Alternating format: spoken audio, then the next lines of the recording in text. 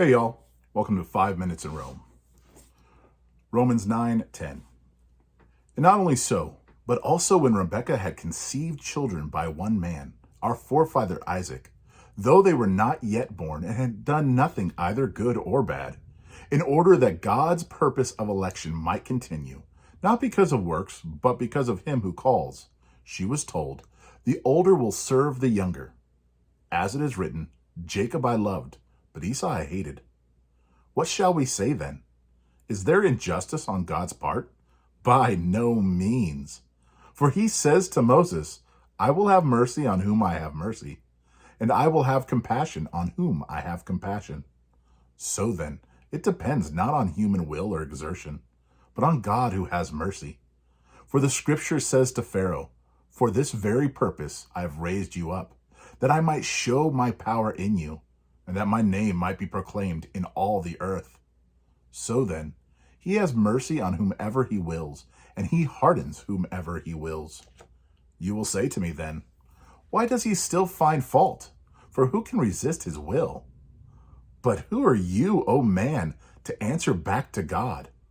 Will what is molded say to its molder, why have you made me like this?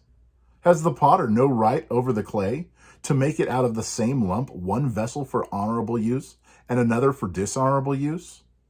What if God, desiring to show his wrath and to make known his power, has endured with much patience vessels of wrath prepared for destruction, in order to make known the riches of his glory for vessels of mercy, which he has prepared beforehand for glory? Even us, whom he has called, not from the Jews only, but also from the Gentiles. As indeed he says in Hosea, those who were not my people, I will call my people, and her who was not my beloved, I will call beloved. And in the very place where it was said to them, you are not my people, there they will be called sons of the living God. And Isaiah cries out concerning Israel, though the number of the sons of Israel be as the sands of the sea, only a remnant of them will be saved. For the Lord will carry out his sentence upon the earth fully and without delay. And as Isaiah predicted, if the Lord of hosts had not left us offspring, we would have been like Sodom and become like Gomorrah. What shall we say then? That Gentiles who did not pursue righteousness have attained it, that is, a righteousness that is by faith, but that Israel, who pursued a law that would lead to righteousness, did not succeed in reaching that law? Why? Because they did not pursue it by faith, but as if it were based on works.